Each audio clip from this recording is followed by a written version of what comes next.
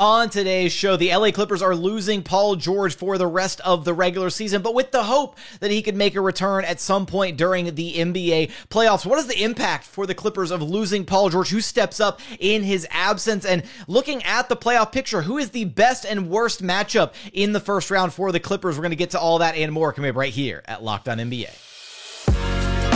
You are Locked On NBA, your daily NBA podcast. Part of the Locked On Podcast Network, your team every day. What's up and welcome to another edition of Locked On NBA, the biggest stories with the local experts. I'm your host, Jackson Gatlin, also host of Locked On Rockets right here on the Locked On Podcast Network. Now, today's episode is brought to you by Prize Picks. Next game, how about Luka Doncic to score more than 26.5 points? What about LeBron James to have more than 7.5 rebounds? How about Chris Paul to have less than 8.5 assists? And what about Steph Curry to have more than 3.5 three-pointers made? So what is Prize Picks? It's daily fantasy sports, but how does it work? Basically, you pick 2 to 6 players. If they score more or less than their Prize Picks projection, you can win up to 25 times back on your money on any entry that you submit. There's no competing against other people. It's just you versus the projections available. Prize Picks offers projections on any sport that you watch. That's NBA, NFL, MLB, NHL. They've got you covered for all the action. Entries can be made in 60 seconds or less. It's that simple. They're safe. They offer fast withdrawals, currently operational in over 30 states and Canada. So download the PrizePicks app or go to prizepicks.com to sign up and play daily fantasy sports. First-time users can receive a 100% instant deposit match up to $100 with promo code LOCKEDON. If you deposit $100, PrizePicks will give you $100. If you deposit $50, PrizePicks will give you $50. So don't forget to enter promo code LOCKEDON at sign up for an instant deposit match up to $100. Joining us now is the host of Locked On Clippers, Darian Vaziri, who you can find wherever you listen to your podcasts and on YouTube. Just search Locked On Clippers. And on the YouTube side, be sure to like, comment, subscribe, all that good stuff. Darian, the Clippers had a moment of just absolute, looked like their season might come to a screeching, grinding halt. Paul George injured this past week. The injury did not look great. It looked like he kind of hyperextended his knee coming down on a play. At first, there was significant fear, he was going to be done for a long, long time. But it looks like the initial evaluation is that, it's not as bad as it looked and that they're going to be reevaluating him in 2 to 3 weeks and that there's actually some hope that he might be able to return in time for a first-round playoff series. Yeah, that was a really scary moment, Jackson, when that happened. It was the first time I'd really felt like, our season had maybe just ended right there. I shouldn't fully say that, but it was the first time where I saw an injury happen for the Clippers since Sean Livingston's knee injury in 2007 when I was very young. But I still remember watching that game. And that was the first moment where I watched an injury that gruesome, for a Clipper player. And it made me, but that season, all I wanted was the Clippers to make the playoffs again. This season was a championship, championship expectations going into it. So, yeah, that was a very scary moment. Very relieving news, though, to figure out the next day. They listed it as a knee sprain, but they also listed Kawhi Leonard's injury when he tore his ACL as a sprain initially. And the Clipper medical staff and the Clippers in general in this, Lawrence Frank era, the last 4 or 5 years, have done a good job of keeping things under wraps or keeping things kind of incognito. I don't even know if I should say a good thing. Some people like it, some people don't like it.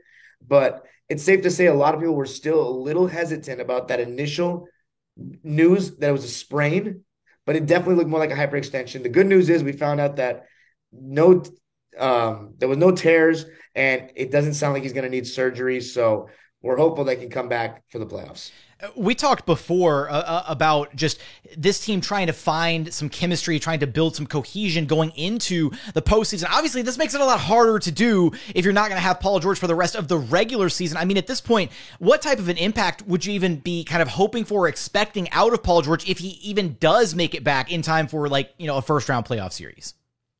Well, Paul George is obviously, as any injured player coming back from an injury has to do, is get back in a rhythm. It's going to take a couple of games. The encouraging thing for Clipper fans and fans of Paul George is that in the last 2 years, when he's come back from injury, he's come back within 1 or 2 games like he hasn't missed a day.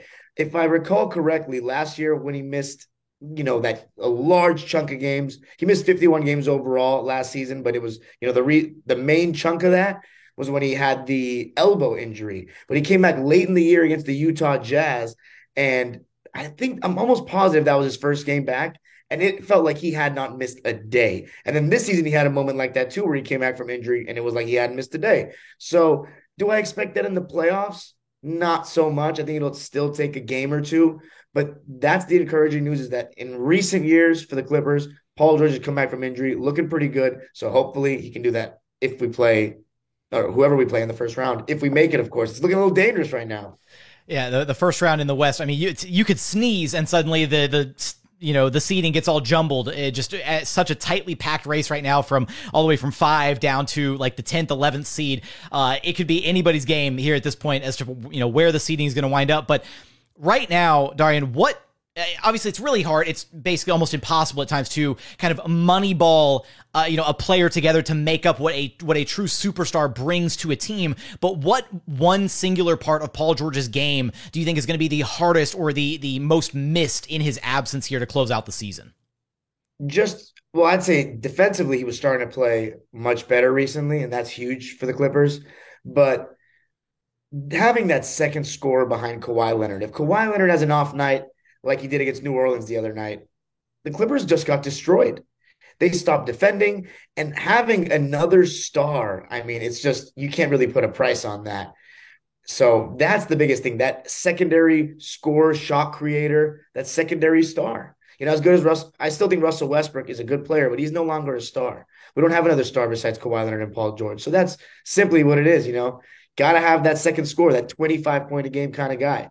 Yeah, having that second star certainly helps. I mean, at this point, you mentioned his name there just a moment ago, Kawhi Leonard. How much pressure is now on Kawhi's shoulders to kind of, be the driving force, right? The buck starts and stops with him now. He doesn't have a Paul George to lean on if he has an off night like that. There's got to be an immense amount of pressure on him between now and the regular season, and again, even potentially a first-round series, depending on when or if PG makes it back. Absolutely. There's a lot of pressure on Kawhi, and it's kind of interesting because we witnessed last season as fans with Paul George doing the whole thing without Kawhi, or the 31 games he played without Kawhi, and then obviously the Western Conference Finals run in 2021 without Kawhi Leonard for those last 2 games of the Jazz series and the whole conference finals. So now kind of flip the script, have Kawhi Leonard having to carry as the only star with the Clippers supporting cast with Paul George out. And you know what? Kawhi Leonard is still the best player on this team. And I think that he will do a good job. But as you said, there's a lot of pressure. It's like he needs to play great.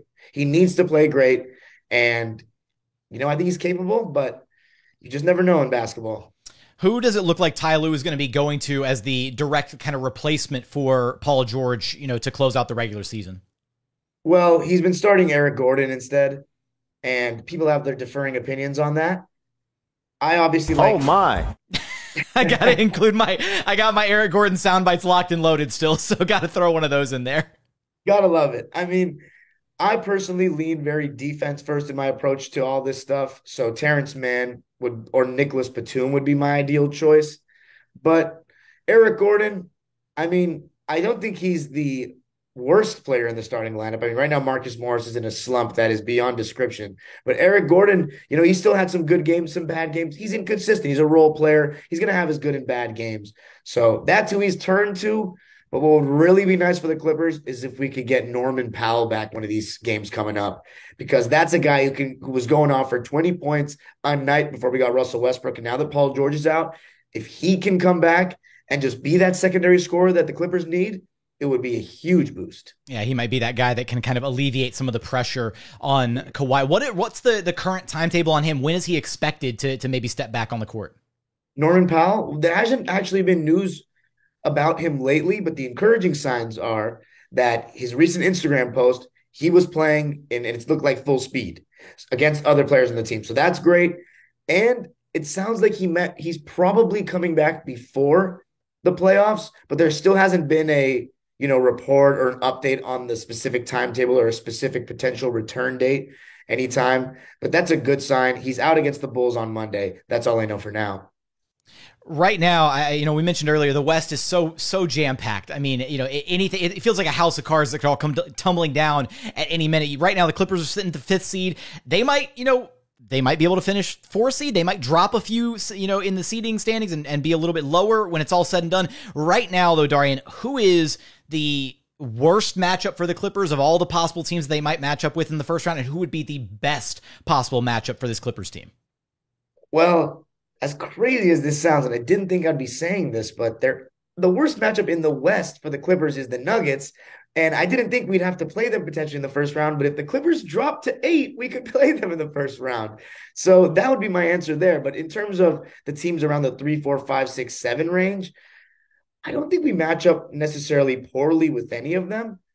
But Phoenix obviously scares me because Kevin Durant and Devin Booker. I mean, and obviously they have the star power. But as crazy as this sounds, I still have a little bit of a fear of the Warriors, of all those teams in that range, more than anyone, maybe even more than the Suns, just because Kevin Durant hasn't played that much.